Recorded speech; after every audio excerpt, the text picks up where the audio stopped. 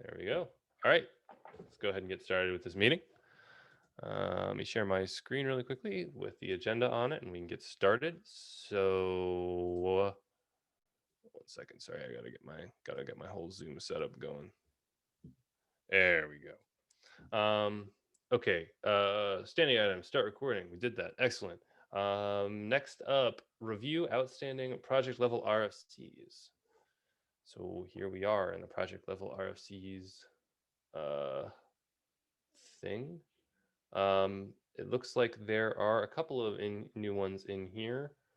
Let's start from the top and work our way down. Moves implemented RFCs into a /implemented directory per RFC process. Ryan, it looks like you put this in an hour ago. This isn't an RFC. It's just a PR that moves a bunch of files around. If you read the README in the RFCs repo, one of the very last things it says is, once an RFC is implemented, that it should be moved to the implemented directory. Okay. I personally would find this really helpful. It would help me recognize when like we have something that's been lingering in the accepted state for a long time and we haven't implemented it.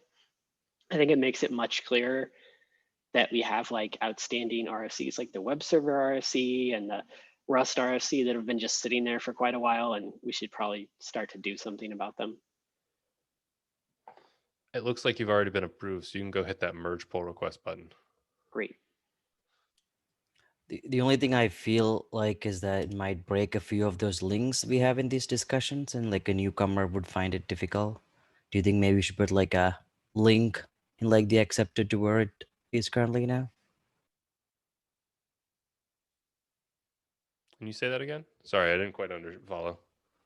Oh, the only thing was there's a lot of links in the actual discussions that we have in many issues that like links to the accepted /OOX r something.rfc.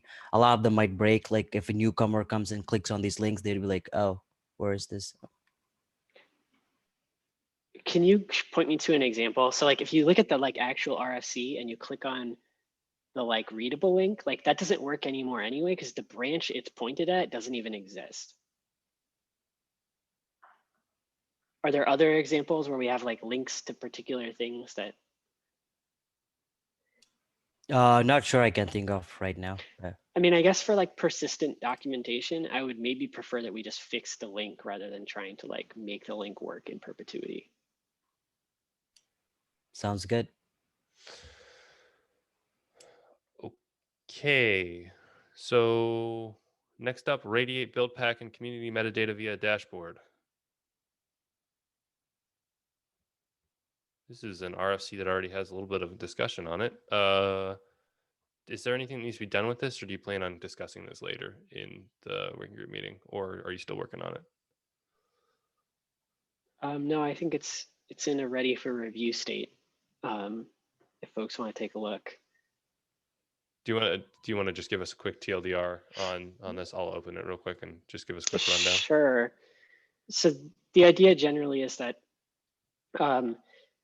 the Buildpack repos that we maintain have grown to like such a point. We have more than 100 repositories across the Paketo Buildpacks and the Paketo community orgs.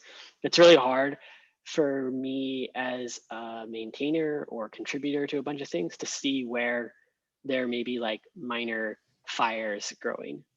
So I've got like a whole bunch of questions that I've wanted answers to. And every time I want an answer to it, I have to like reverse engineer how to figure out the answer to that question rather than it being something that's like readily,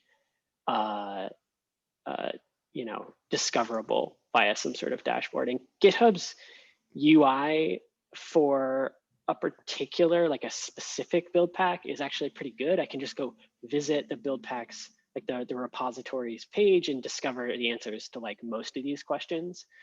But like when I want to view the like organizations in aggregate to discover things like, are we, failing to release build packs in any sort of timely manner for a particular language family? It's like, I have to go visit 5 or 6 different repos to like discover the answer to that question.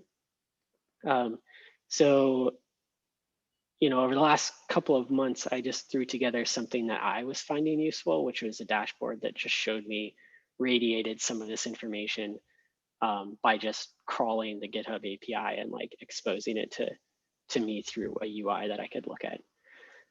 So there's a couple examples here. You can see the yarn install example. What that's showing me is that the yarn install repository has 4 open issues, no open pull requests. The most recently released version is 0.2.2, and it's 6 commits behind main. So there are 6 commits on main that have not been released in any release. That last one's pretty useful.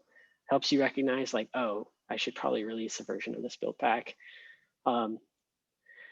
The image below that is like the aggregate or a portion of the aggregate dashboard. So you can see like all of that information across all of the repos. The other thing I've done is a little bit of like color coding just to indicate like where there might be like particular hotspots with regards to open issues or pull requests. The dashboard also includes a listing of like open issues and pull requests. I don't have a picture of it in the RFC, but if you actually visit the dashboard, you can see there's a listing of open issues and PRs in like reverse chronological order, which is useful for just finding issues that have been open for a long time, so that you can hopefully do something about them. You'll need an access token, but yeah. I just read through this. I think it's a great idea. And one question and one somewhat selfish concern. The one question being, I'm surprised there isn't something we can pull off the shelf to do this. Did you spend any time looking whether there's something that might be free for open source projects that creates a dashboard like this for us? I saw things that were like pieces of it. There certainly was stuff that was like, you can just pull in this like plugin for a Vue.js app and it will like show you a bunch of stuff. But then like extending it beyond that to get answers to like some of the other questions I had was like not really all that possible. You immediately would be like, cool, I have this plugin that does one thing, but then I need to like customize it in some other way or like completely from scratch do something else. And I couldn't really find anything that was like a SaaS-ish offering. I don't know. I was kind of surprised. I was curious. I just couldn't really find anything. And then my selfish concern is that I don't like the commits being read because our Java build packs get spammed with commits whenever we update CI scripts. But maybe that's something that we could work on our side to make it less noisy. Yeah, these are all choices that I made. Yeah, I love the idea though. I think perfectly we should do open. Yeah. Great. And yeah, as far as implementation goes, it's like a pretty straightforward like React app. So if folks are interested in doing like React development or want to make modifications to any of it, it's right there to change. So Sweet. Everyone should go take a look at this, play around with it, pull out your favorite personal access GitHub token, get right in there. Yeah. Okay, let's move on to default values for language ecosystem in var set by Buildpack. This is this RFC with a catchy name has some updates on it. I think we talked about it in the last working group meeting, or otherwise there was just some discussion on the RFC itself. And so I changed the proposal of the RFC basically in light of the solution that people seem to be gravitating towards. So if you look back at it now, it proposes something completely different than it did before. And I think this proposal is probably better. And almost a no-op in a lot of cases. I think this RFC will hopefully end up being more of a decision record than a call to action right now.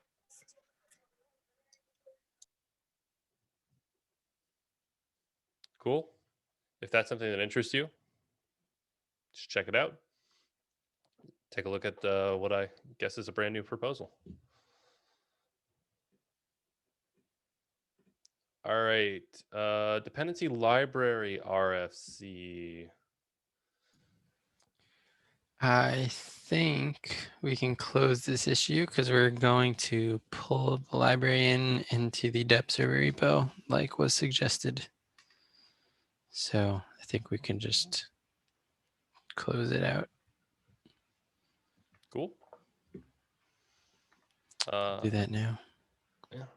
And then finally, propose go HTTP FN Buildpack. I don't think Matt Moore is here. We should probably get him back in to discuss this at some point / make more comments on this.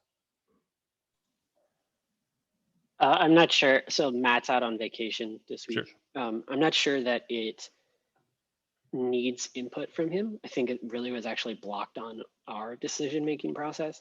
Okay. Emily and I briefly discussed this outside of the working group meeting. I think that the determination we came to was that the changes that we would make is basically to move or transfer the HTTP Go function Buildpack into the Paketo community and put it under the Golang family, and then not introduce a top-level functions Buildpack. Instead, for this kind of experimental phase, just expect the folks using the Buildpack to kind of do that manually, either through a custom builder or invoked at the pack build flag kind of level. It looks like Emily has approved this and I've approved this. I think this can be merged. I can handle that after the meeting. And then we can see about getting Matt to transfer the repo. What if we made a, oh, you can't do that. Never mind. I was about to say, what if you made a definition for like a package toml and another Buildpack toml locally, but that feels, and then I just remember you just can't do that. So never mind. I was like, what if we did like a our own definition such that you could build it using pack, but maybe we just leave the instructions to like the order grouping that you would want to use for a meta build pack or something like that, so that you could build a meta build pack around it. I mean, the ordering, at least as it stands today, is pretty simple. It's pretty much just the Go function Buildpack followed by the Go Buildpack. Okay. So you could actually just like use it as an addendum to the existing Go. Okay. Yeah, that's, never mind then. Cool. Sorry. All right. And I think with that, we are done with top level RFCs. So I think that means that we're going to get into language specific ones. And I actually think that we do have a new language specific RFC to talk about. So let me just, I assume as has been the last couple of weeks, there has not been any movement on this PHP restructure RFC. Yeah, no updates there. Cool. Then let's go ahead and go into RFC for a Go Generate build pack. Frankie, are you, is this something you want to discuss now, or do you want to save that for another day? Or I mean, we could discuss it now. There's a lot of like technical particulars that still need to be worked out with this. Right now, this RFC is like welcoming reads and dialogue on some of the technical open questions that it poses. For a little bit of background, there is currently a Go Generate build pack that was like written by some users in the open source. And this RFC is around trying to figure out a way of using the Buildpacks API a little bit more for a Go Generate build pack. So rather than just having it detect on a sort of, run generate environment variable or something, have it do something more sophisticated in detection and hopefully do something clever about understanding what tooling is going to be needed to run the Go Generate directives inside your source code. which opens up many cans of worms. So that's kind of what's being hashed out in the RFC right now. I have a question about the use cases. Maybe this is just particular to the way I've used Go Generate in the past, but I'm used to seeing Go Generate as something people run sort of before committing rather than as part of the build process. What are clearly a lot of people are running Generate as part of the build process if we're getting community contributions around it. I'm just curious what the when someone wants to do that versus when they want to generate code that actually gets committed. I've definitely seen use cases where it's used to generate like static assets, I guess, like things that you don't necessarily want committed, but are directly derived from the way the source code is set up. I don't know. Ryan, do you have any other thoughts on this? I mean, one that's like a relatively common example of this is a static file one, but not in the way that you would expect. It's not necessarily like, oh, I have some like generated text files or something that I want to embed into the binary that maybe gets built. Instead, it's more like I have an executable or like a massive tarball that gets downloaded, and I don't want that checked into my repo because I don't really consider it to be something that's part of my source code. I view it as like a build artifact. It's like those are a couple of cases I've heard that seem reasonable to me, where you're running a go generate command at build time rather than like ahead of time and checking it into your repo. That makes sense. Thanks.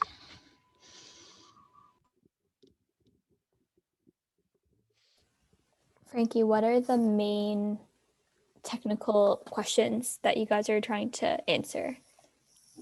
So I think the one that I'm spending the most time mulling over right now is how can the Go Generate Build Pack use the provides and requires concept that we have in Buildpacks in an effective manner? So like, for example, you can use a Go Generate directive to run just about any tool, and Go will manage to do it if it's on the path, and it'll fail if it's not on the path. So that sort of opens up this whole thing of, well, okay, you know, you can go generate, I don't know, curl something.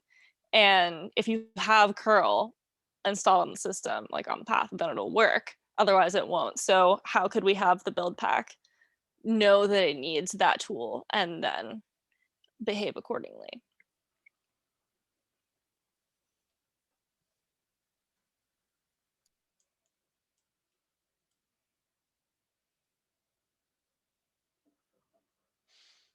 Cool. It sounds like you're just looking for feedback right now. So if y'all have any feedback or vested interest in your ability to run Go Generate during the build process of your container, feel free to check it out. Have you reached out to the C&B group? Because I know that, you correct me if I'm wrong, they do use the Go build packs currently to generate containers with their code inside of it. I think lifecycle containers, maybe I'm totally wrong about that. But have you reached out to them as a potential group to be interested in looking at this? Lifecycle containers, we definitely don't use a build pack for. We like use a custom script with GDCR directly, because Go ahead. Sorry. we definitely looked into using the Go build pack, but the weird thing is that you want to install the lifecycle into lifecycle, and that's one of the paths you can't install things to, right? Like there's rules about what paths the final binaries have to be at that make it a weird case for build packs. But I think there definitely was at some point an effort, I don't know whether it's been done or not, to build pack containers with the Go build pack. I also think that I was confused, and the team I'm thinking of is actually Build Service as well. I think Build Service built some of their artifacts using pack, but that could also be wrong. So yeah, it might be interesting to reach out to the teams that do like KPAC and CMB and see if any of them care. Will do. Awesome. And I think with that, we are at the end of all of the standing items. So we can get into the rest of the agenda. First up is the self-hosted blog. Yeah, we had community outreach as a thing that we were gonna want to focus on in the 2021 roadmap. And the blog we have today that's linked from the website is currently like a Medium style blog. There's a couple problems with using Medium as a blogging platform, one of which is like everybody using Medium as a blogging platform means that folks who don't sign up for Medium quickly run into the like read limit for Medium articles, which then like basically puts some weird paywall type experience in front of them before they read our content, which is rather sad.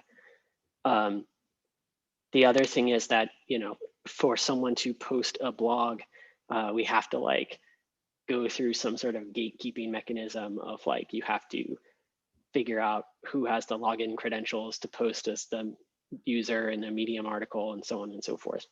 I think maybe since blogs are relatively easy to host, they're pretty much just static text and CSS assets, it might make more sense for us to just have something that's hosted like our website, kind of like a GitHub pages style thing. It would allow everyone to contribute blogs pretty easily through like a PR process. Before I like went and wrote up a whole RFC about doing this, I was just interested if folks had some obvious objections to doing that, or if it was something folks feel like is a win, I think. I think if I were to play devil's advocate here, I think you're correct in its ability. You know, it's an relatively easy thing for us to implement. But if it is a thing that is already implemented for us, and I don't know, Medium kind of feels like an endemic technology in a way for doing this. I don't know if it's necessarily a huge issue to continue to use it for a while. And I don't know. I just don't know that I necessarily see enough upside right now for doing a self-hosted blog to make me want to do that over just Medium posts.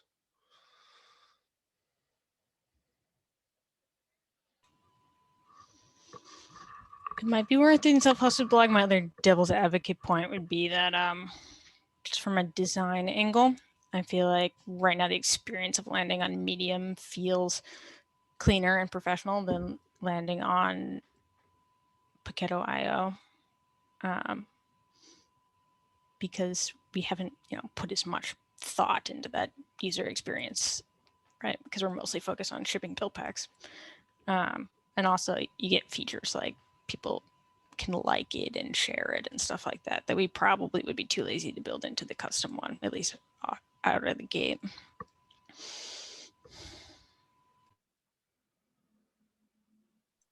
Is there a middle ground here? Like WordPress, for example, I've heard people post things on the internet with WordPress, which like has a UI, but is not gonna put up a paywall as far as I understand. Not that specifically, but you take my point.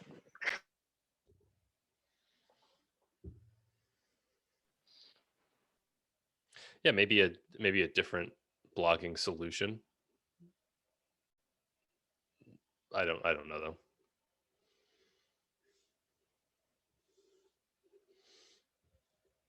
I definitely agree that it would be good to have something that doesn't go behind a paywall. And it would be in our best interest to start thinking of a solution earlier rather than waiting until we have like a bunch of blog posts that are ready to go out and then having this problem. Now, I just want to clarify. Is it actually a paywall? Like I have to pay for a subscription to Medium, or is it just a login wall? Like I have to have an account to continue viewing blogs? Depends upon your definition of pay. I think me having to spend time to sign up and manage the credentials for a Medium account is a cost to me, regardless of the currency that I pay it in. Sure. Yeah, I think it's hard enough to like drum up interest around some of this without, having people go through other hoops, even if that hoop is just logging in. I think it's also like a relatively common criticism across the tech blogging ecosystem that people are relatively frustrated at tech blogs being hosted on Medium for exactly this reason. I feel like at least once a week, I see a tweet scroll by in my feed that someone's like, oh, couldn't read this article. It's hosted on Medium, hit the like paywall, and like frustration with that. It's just because the sheer number of folks doing this means that like you read lots of stuff on Medium, which then means you're much more likely to end up hitting this login like barrier.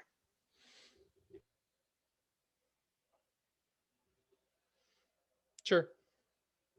I think we would have to come up with a strong mechanism for at least like sharing, and I would want to see that probably somewhere. But yeah, other than that, All right, I'll give that a think. So the things we care about, it sounded like, that were brought up was like, it should look good. I think that's like reasonably addressable with like, I probably could find some sort of theme or something that will theme like Markdown really nice and pretty.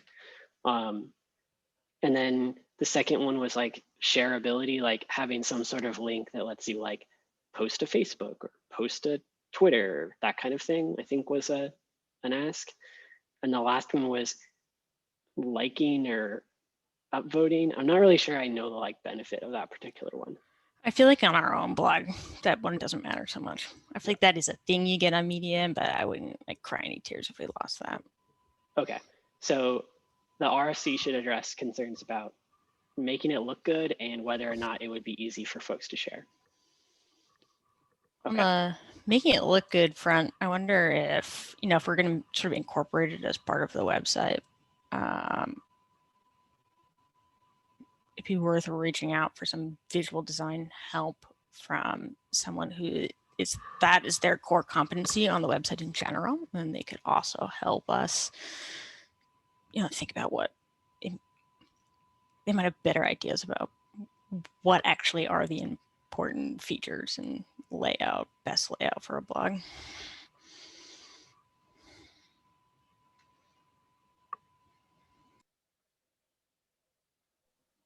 Cool. anyone else have any thoughts on blogging? Sweet. Let's get into implementing the Rust Buildpack RFC. Yeah, in opening that PR that we discussed earlier about what are the things that are in the accepted state but not yet implemented, there were these two RFCs, so the Rust one and then the web service RFC, that stood out to me as things that have been accepted for quite a while, but we haven't done anything about them. I think step number one is for both of them, establishing maintainer teams so that they can have someone actually look after them. So the thing I think I want to gather feedback about is if folks are interested in maintaining these so that we can find a couple sets of maintainers to act as the initial groups of folks doing maintenance for this. From there, once we have humans involved, I think the rest of it is more technical steps of just transferring repos and setting up permissions. I'd be more than happy to I guess sponsor the Rust Buildpack in that capacity. I also think to just call out in particular, the Rust Buildpack already has one maintainer, Dan Makuza, who's the initial contributor for the Rust Buildpack. but I would be more than happy to be a contributor under that as well. If that's something we need, or a maintainer as well. So I'm going to open up discussion forum topics for both of these things, and I'll give it a week and we can discuss it next week. Anyone who is interested in being a maintainer for one or both of those build packs, just register your interest on the discussion forum topic. Okay. Yeah. And just to clarify, those two build packs are a Rust build pack, which is straightforward, does Rust build processes, and then the web servers build pack, which is a collection of Nginx, HTTPD, and static file build packs into one language family build pack to get a more cohesive static file experience. Yeah. Awesome. And I think with that, we are at the end of our agenda. Are there any other topics that people would like to surface?